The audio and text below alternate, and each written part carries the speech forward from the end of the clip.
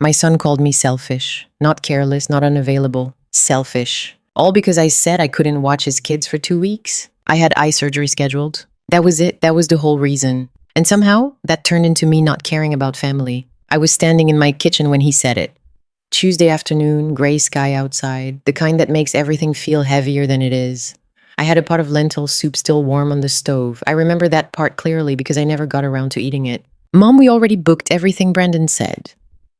His voice had that tone, the one he uses when he's already decided how the conversation is going to go. Booked what I asked, even though I had a feeling. The trip. 2 weeks. Florida Keys. We talked about this. No, we didn't. He mentioned it once in passing, like people mention things they're thinking about, not things they've already planned their lives around. And the boys will stay with you, he added. Not a question, a statement. I set the spoon down, took a breath, kept my voice even. Brandon, I told you back in January, my eye surgery is scheduled for April 22nd. A pause, not confusion, just resistance. That's 1 day, he said. It's not 1 day, I said. It's recovery. The doctor said at least 2 weeks. No driving. No lifting. I won't be able to watch Jaden and Miles on my own. Silence, then a slow exhale. Mom, he said, and I could hear the shift. We've been planning this for months. I've had this surgery scheduled for 6 months. Another pause, longer this time. And then he said it. If you really cared about family, you'd figure it out. Just like that. Like my eyesight was optional. Like I was choosing not to help, not physically unable. I didn't respond right away. Not because I didn't have anything to say. I had too much to say.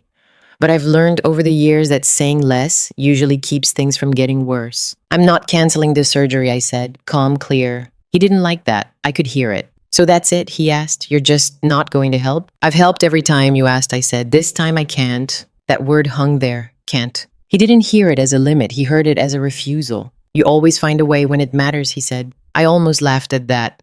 Not because it was funny, because it was so far from reality it didn't even feel real. I did find a way. For 25 years, after his father left when he was 5, working full-time, then part-time evenings, driving him to practice, paying for things I couldn't afford, making sure he never felt the gaps I was constantly filling. I found a way every time, but apparently the one time I didn't, that was the problem. I'm not discussing this again, I said. The surgery's happening. There was a long silence. I could hear him breathing. Then he said, quieter now, but colder. Yeah, okay. And then he hung up. No goodbye. Just silence. I stood there for a minute, still holding the phone. The kitchen felt different, quieter, but not in a peaceful way. More like something had shifted and hadn't settled yet. I told myself it was just a disagreement, that he'd cool off, that we'd talk later and later and figure it out. That's what always happened. 40 minutes later, my phone buzzed. Not Brandon, Tasha. That alone was unusual. She doesn't text me unless there's a schedule change or something about the boys. I opened it. Denise, we think it's best if you take some space for a while. The situation has been stressful for everyone and Brandon needs time to process. Please don't make plans to come by. I read it once. Then again, take some space. Like I had done something. Like I was the one creating distance. I sat down slowly at the kitchen table. The soup was still on the stove. I hadn't touched it. I looked at my phone waiting for another message. Maybe a correction. Maybe Brandon saying ignore that. Nothing came. The house was completely quiet. And for the first time in a long time, I realized something I hadn't really let myself think about before. I only heard from them when they needed something. Not always money, sometimes time, sometimes help, sometimes just availability. But it was always something. And now for the first time, I had said no. Not even no, I had said I couldn't. And somehow that had turned into this. I sat there a while longer staring at the message. Then I set the phone down, got up and turned off the stove. The soup had gone cold. I stood there a moment longer, then pulled out a chair and sat down. Not because I was tired, because something didn't sit right and I couldn't ignore it this time. I picked up my phone again, no new messages, no missed calls, just that one text from Tasha sitting there like it belonged. Take some space. I said it out loud once just to hear how it sounded. It didn't sound like something you say to your mother, not after everything. But then again, I'd spent years not really asking what things sounded like. I just did what needed to be done. That had always been my role. I leaned back in my chair and stared at the window over the sink. Same view I'd had for years, same street, same quiet houses. Nothing looked different, but something had shifted. And whether I liked it or not, I was starting to see it. I didn't get to this point overnight. None of it happened overnight. Brandon was 5 when his father left. No warning, no long conversation. Just one day he was there and the next day he wasn't. I didn't have time to fall apart. There was rent, bills, school. Life didn't pause because I was suddenly doing it alone. So I worked full-time at the school district office, then part-time in the evenings doing admin work for a local clinic. I learned how to stretch a paycheck in ways most people don't think about. I learned which bills could wait a few days and which ones couldn't. I learned how to say, we're fine even when we weren't. And Brandon never knew how close things got sometimes. That was the point. He had what he needed, always. Hockey fees, school trips, new shoes before the old ones wore through. I made sure of it, even if it meant I went without something myself. I didn't think of it as sacrifice. I thought of it as parenting. When he got into college, I helped where I could. When he graduated, I helped him get on his feet. When he called about the townhouse he wanted to buy, I didn't hesitate. I just need help with the down payment, he said. I'll pay you back once things stabilize. That was years ago. I transferred $22,000 from my savings. Money I had set aside slowly over time. I didn't ask for a contract. Didn't set a deadline. He was my son. That's how I saw it. After he got married, things changed, but not in the way I expected. There were always reasons. We're just short this month.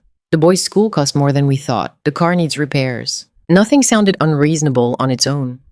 And it was never presented as a demand.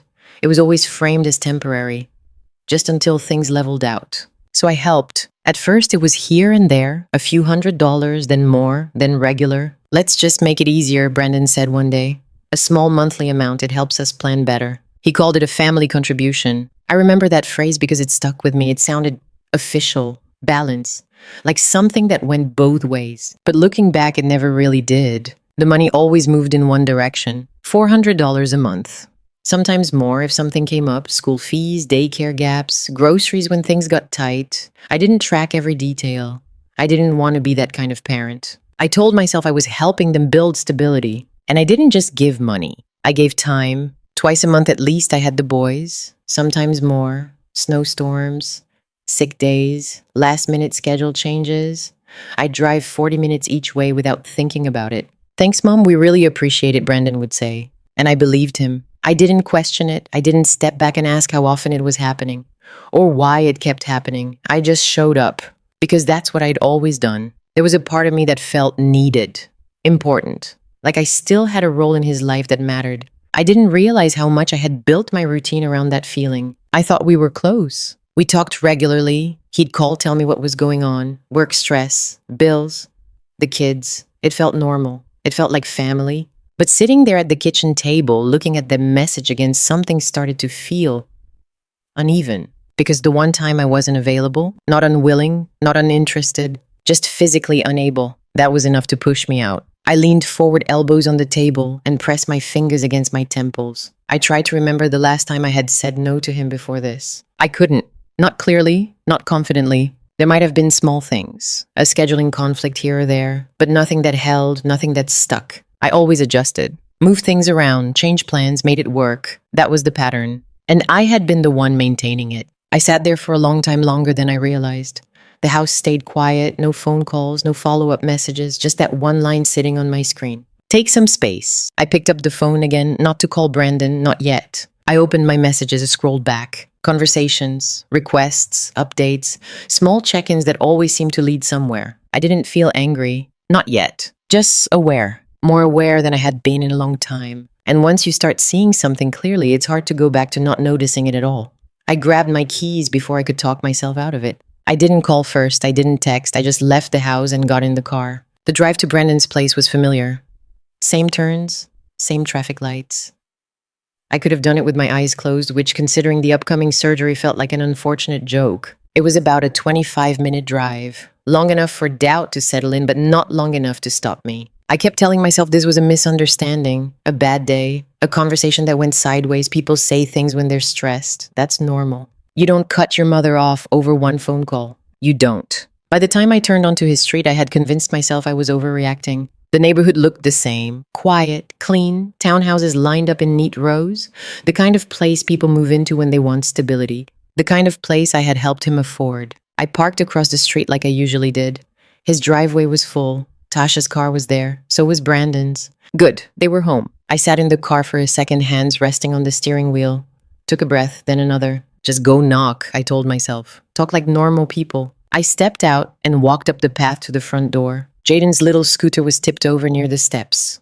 One of his sneakers was by the railing like he had kicked it off mid-run. Small things, familiar things. I rang the doorbell. Nothing. I waited. I heard movement inside, not loud, just enough to know someone was there. Then quiet again. I rang the bell a second time. Still nothing. I frowned, stepped a little closer, and knocked this time. Firm, not aggressive, just enough to be heard. Brandon, I called. It's me. Silence. Not the kind of silence where no one's home. The kind where people are choosing not to answer. I stood there for a moment trying to process it.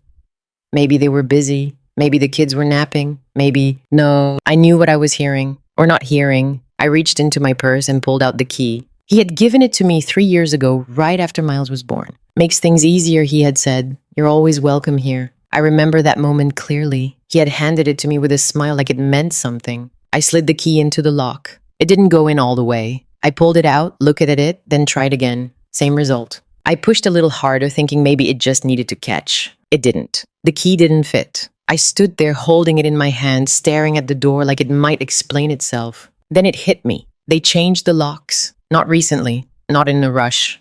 The key didn't even come close to fitting. This wasn't an accident. This was planned. I took a step back slowly, like the ground might shift if I moved too fast.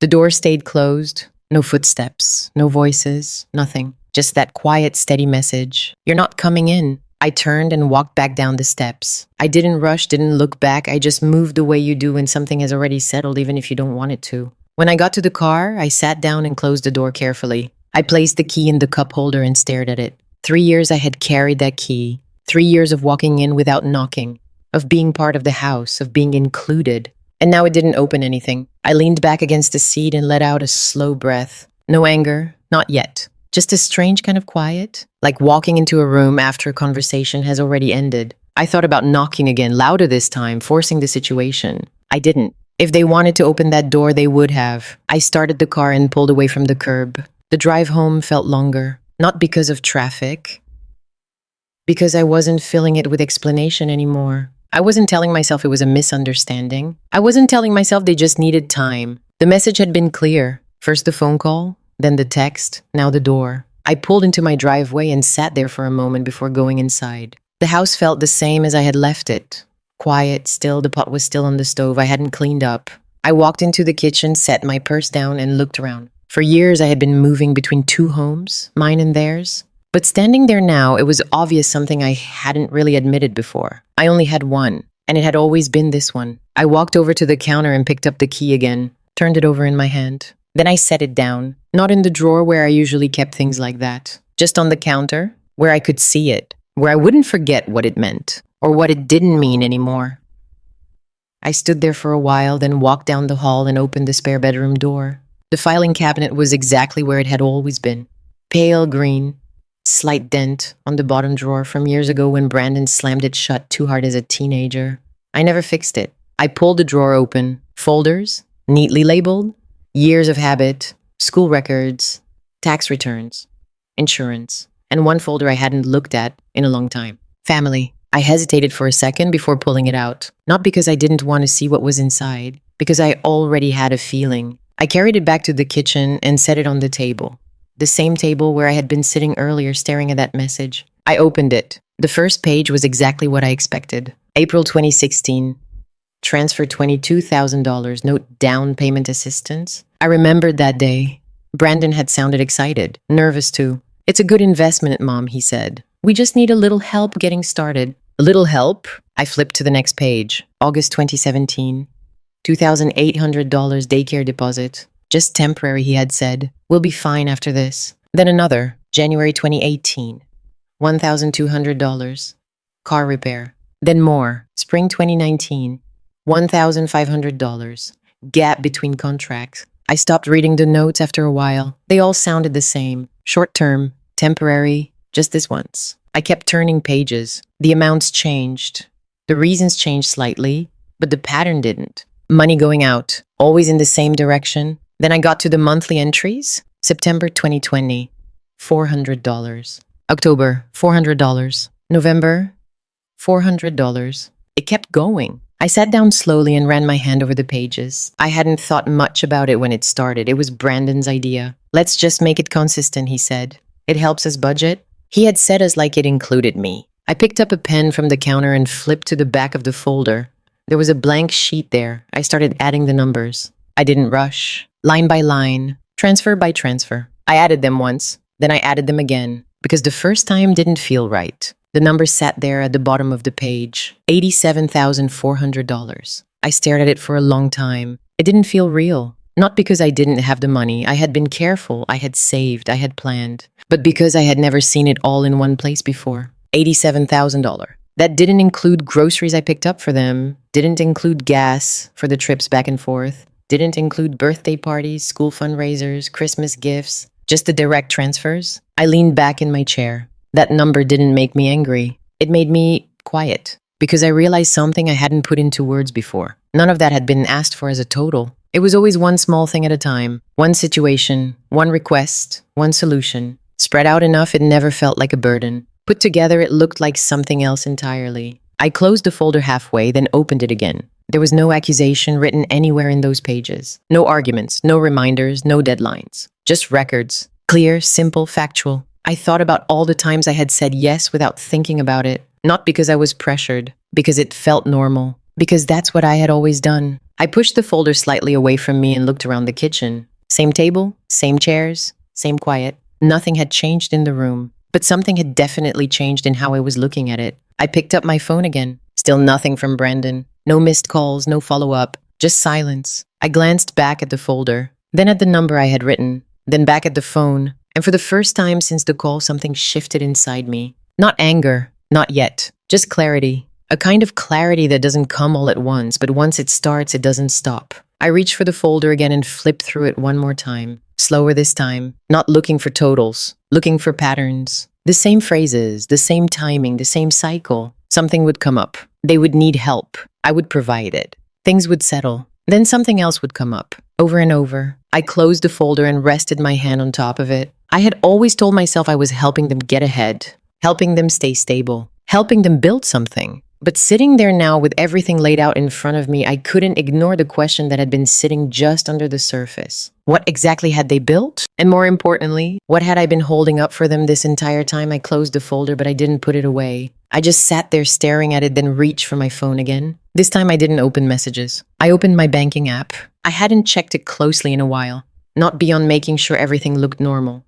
Deposits, withdrawals, the usual. I scrolled. Recent transactions looked fine. Nothing out of place at first glance. But something about what I had just seen in that folder made me slow down. I tapped into my main account, then my savings, then the line of credit section. I paused. There was a balance there. That didn't make sense. I hadn't used a line of credit, not recently, not in years. I tapped it open. $6,842. I frowned. Maybe I had forgotten something. Maybe something automatic had gone through. I scrolled down. Transaction history. 3 months ago. Opening draw. I sat up straighter. No, that wasn't right. I would remember opening a line of credit. There would have been paperwork, a conversation, a decision. I don't forget things like that. I went back to the account summary, then back into the details. Everything looked official, structured, proper, which somehow made it worse because it meant it wasn't an error. It was intentional. I stood up, grabbed my coat, and picked up my keys again. This time I didn't hesitate. The Bank of America branch on Little Patuxent Parkway had been my branch for years, long enough that some of the staff recognized me by name. When I walked in, it was quiet. Mid-morning, a couple of people at the counters, nothing unusual. I walked up to the front desk. "Hi, I need to speak with someone about my account," I said. The woman nodded and gestured toward a seating area. "Someone will be right with you." I sat down, a folder still in my bag phone in my hand. A few minutes later, a man in his 40s approached.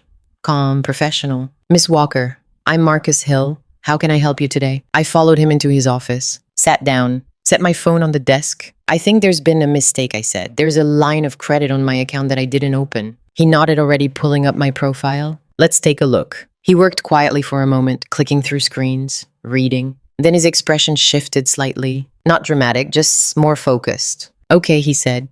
"I see the account you're referring to." "Yes," I said. "That's not mine." He didn't answer right away. Instead, he turned the monitor slightly so I could see. "There was a home equity line of credit opened here 3 months ago," he said.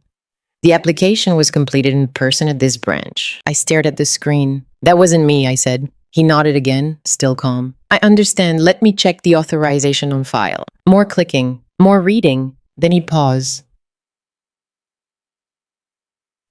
Ms. Walker? This was opened under a power of attorney. The words landed slowly. I do have a power of attorney on file, I said. My son, Brandon Walker. Marcus nodded. Yes, that's what I'm seeing here. Mr. Walker signed as your authorized agent. I didn't say anything. Didn't move. Just looked at the screen. There it was. His name. His signature. Clear as day. You had documentation on file granting him financial authority, Marcus continued. That allows him to open accounts and access funds within the scope of that authorization. Scope. That word stuck. And this is within that scope, I asked. Marcus chose his words carefully. Technically, yes. However, that authority is intended to be used in your best interest. If you did not authorize this specific action, you may have grounds to dispute it. I let that sit for a moment. 3 months ago, he had come into this bank, sat where I was sitting, signed my name, opened a line of credit against my home, and never mentioned it. What was the money used for, I asked. Marcus scrolled. It appears the funds were withdrawn shortly after opening. Several transfers. Some went toward a mortgage payment, and there are payments to a credit card account and an auto repair service. I let out a slow breath. Not a mistake, not confusion, a decision. He needed money. And instead of asking, he used mine. I leaned back in the chair and looked up at the ceiling for a second. Then back at Marcus. I want to revoke the power of attorney, I said. He nodded immediately. We can flag it internally today, he said. But you'll need to file an official revocation through an attorney to make it legally binding. I understand. Would you also like to freeze further access to your accounts under that authorization? Yes, I said. Immediately. He started typing again. I sat there, hands folded in my lap, watching the process happen in real time. Quietly. Efficiently. No raised voices, no confrontation. Just a series of steps, one after another. When he finished, he looked up.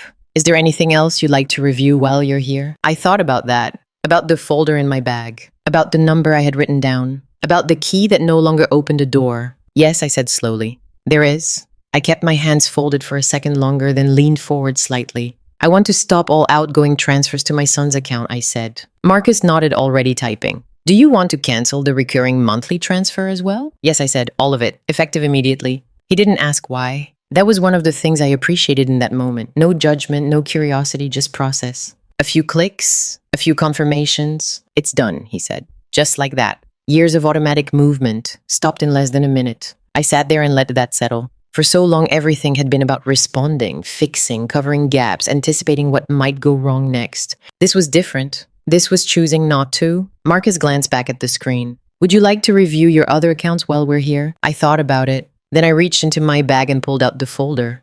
Set it on the desk between us. I think I've been helping my son financially for a long time, I said.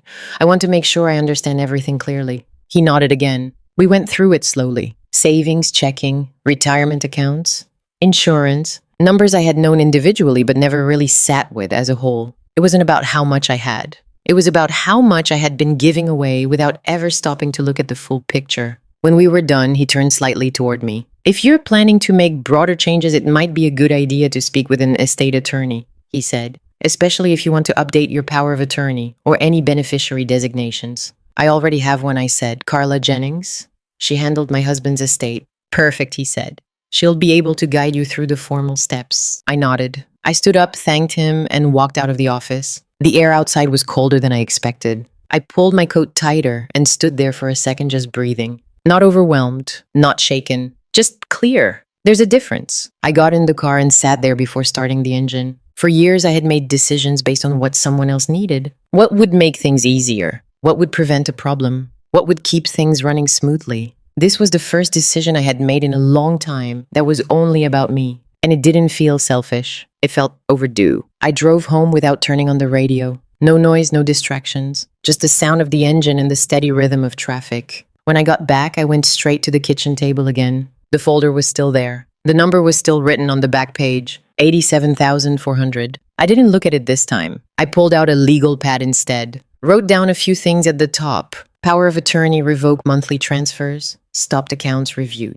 Then I paused and added one more. Will update. I sat there, pen in my hand, staring at that last line. My current will was simple. Everything to Brandon. That had never been a question. Not because he asked for it. Because it felt natural. He was my son. That was enough. Or at least it had been. I tapped the pen lightly against the paper. Then wrote another name underneath. Carolyn. My niece. Elaine's daughter. She called me every few weeks. Not because she needed something, just to check in. 2 winters ago, when I had pneumonia, she drove down from Richmond and stayed on my couch for 5 days. Didn't make a big deal out of it. Didn't expect anything in return. Just showed up. I stared at her name for a moment, then nodded to myself. That felt right. Not as a punishment, not as a statement, just as a correction. I picked up my phone and scrolled through my contacts. Found Carla's number. Hit call. She answered on the second ring. Denise, it's been a while. It has, I said.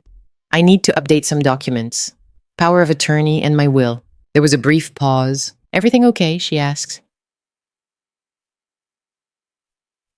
It will be, I said. She didn't press. Come in Thursday morning, she said. We'll go through everything step by step. Thank you. I hung up and set the phone down. The house was quiet again, same as earlier, but it didn't feel the same. Earlier, the quiet had felt like something missing. Now it felt like space. Space I hadn't realized I didn't have. I got up, walked over to the sink and rinsed out the pot I had left from the day before. The soup was cold, thickened at the bottom. I ran the water until it cleared. Watched it swirl down the drain. Simple things. Normal things. I dried my hands and looked around the kitchen. Everything was where it should be. Nothing had changed, except the part that mattered. I walked back to the table, picked up the key from the counter and turned it over in my hand. Then I opened a drawer and placed it inside. Not hidden, not thrown away, just put somewhere it belonged now. Not in use, not part of the day-to-day, just a piece of something that had already shifted. I closed the drawer gently, and for the first time since that phone call, I didn't feel like I needed to explain anything to anyone. I left the drawer closed and walked back to the table and sat down again without really planning to. The house stayed quiet for a while after that. No calls, no messages, no sudden emergencies that somehow always found their way to me. At first it felt strange. I kept expecting my phone to buzz. A text about the boys, a quick question, something small that would turn into something else. Nothing came. The first few days I caught myself checking my phone more than usual. Not because I wanted to reach out, just out of habit. Then slowly I stopped. Thursday morning I went to Carla's office, downtown Columbia.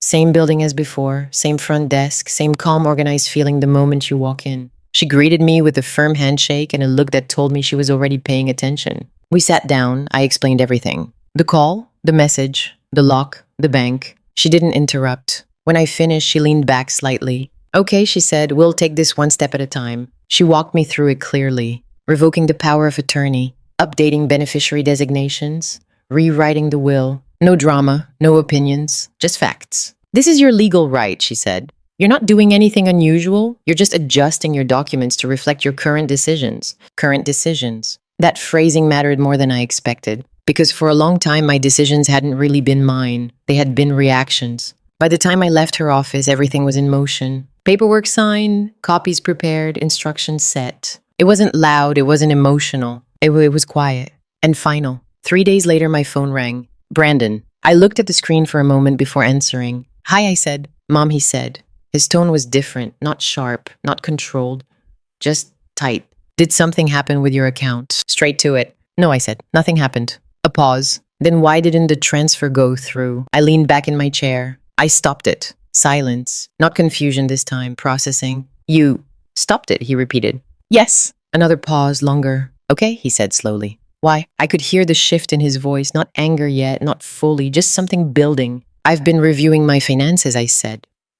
And I decided to make some changes. That's not just a change, Mom, he said. That's our budget. Our budget. There it was again. I let that sit for a second. Brandon, I said, for over 2 years, I've been sending you $400 every month. That's not, he started. That's over $10,000, I continued, not counting everything else before that. He went quiet. Then he exhaled. We're stretched right now, he said. You know that. So was I said. The words came out before I had time to soften them. I was stretched when you were 5 and your father left.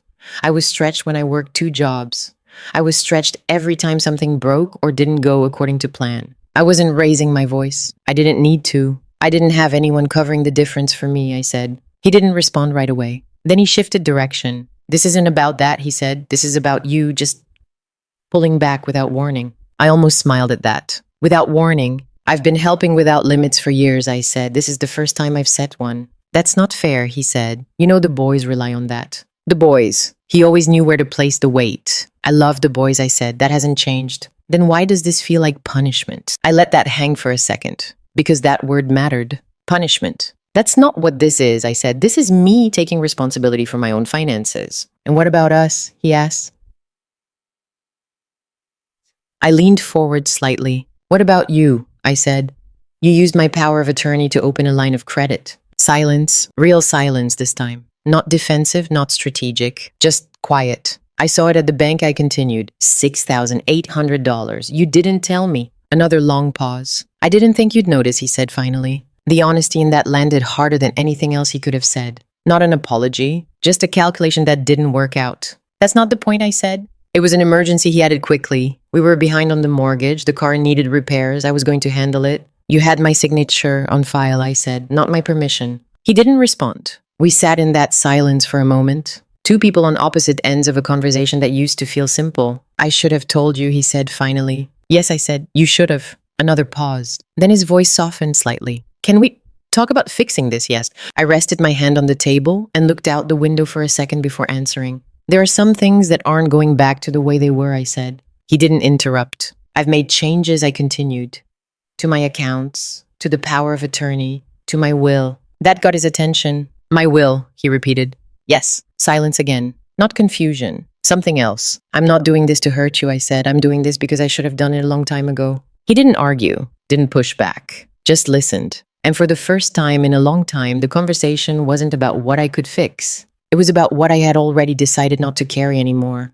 I set my phone down and let the silence settle in the room again. Not heavy this time, just steady. The call with Brandon stayed with me longer than I expected. Not because of what he said, because of what he didn't say. No apology, not really, just acknowledgement. And even that felt partial. But I didn't need more than that. Not anymore. The next few days were quiet in a way I hadn't experienced in years. No sudden requests, no can you just messages, no last-minute changes that somehow became my responsibility. At first, I kept waiting for something to happen. A call, a problem, a reason for things to go back to how they had always been. Nothing came. I went to my pre-surgery appointment that Friday morning. Riverside Clinic. Same place I had been to before. The nurse recognized me. Still on track for the 22nd, she asked. Yes, I said. No hesitation. No rescheduling. No rearranging for someone else. Just yes. The doctor went over the procedure again. Simple, routine. 2 weeks of recovery. No driving. No heavy lifting. Any concerns, he asked. No, I said. And for once, I meant it. I walked out of that appointment and sat in my car for a minute before starting the engine. I had almost canceled this once before. Last fall, Jaden had gotten sick. RSV scare. Brandon had called in a panic. I need you here, Mom. And I had gone, canceled the appointment, waited months to reschedule. Didn't think twice about it at the time. That's just what I did. This time I didn't. And the difference between those two decisions felt bigger than I expected. Saturday morning, there was a knock at the door. I wasn't expecting anyone. I opened it to find Mrs. Carter standing there holding a small paper bag. You weren't answering your phone earlier, she said, stepping inside like she had every right to. She usually did. I called, I asked. When she said, that's enough. She set the bag on the counter. Blueberry muffins? Fresh? I smiled. Thank you. She poured herself coffee without asking, sat down at the table and looked at me. What happened, she said. I didn't ask how she knew something had. I just told her. Not everything.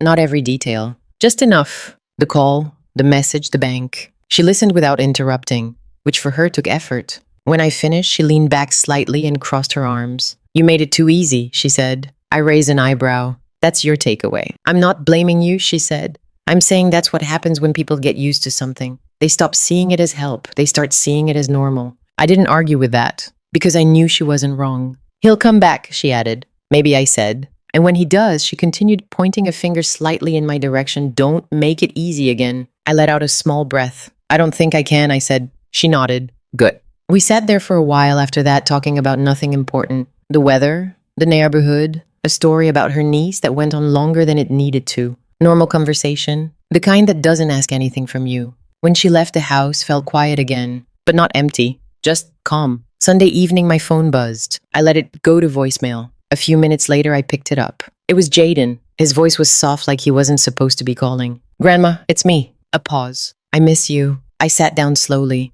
I miss your house and the pancakes. He hesitated. Can I come over, even if it's not a special day? I listened to it twice. Then a third time. I didn't call back right away. Not because I didn't want to, because I needed a minute to understand what I was feeling. This wasn't about Brandon or Tasha. This was about a 6-year-old who didn't understand any of it and shouldn't have to. I set the phone down and looked around the kitchen. Same table, same chairs, same quiet. But something inside me had shifted again. Not back to where it was. Forward. Into something I hadn't really practiced before. Choosing what I let in and what I didn't. The surgery came and went exactly the way the doctor said it would. Mrs. Carter drove me there, waited nearby, didn't complain once. Recovery was slow but steady. Blurry at first, then clearer. Each day a little better than the last. No interruptions, no emergencies, just time. A few days into recovery, there was another knock at the door. I was in the living room, moving slower than usual. I walked to the door and opened it. Tasha's car was parked at the curb. She was in the driver's seat.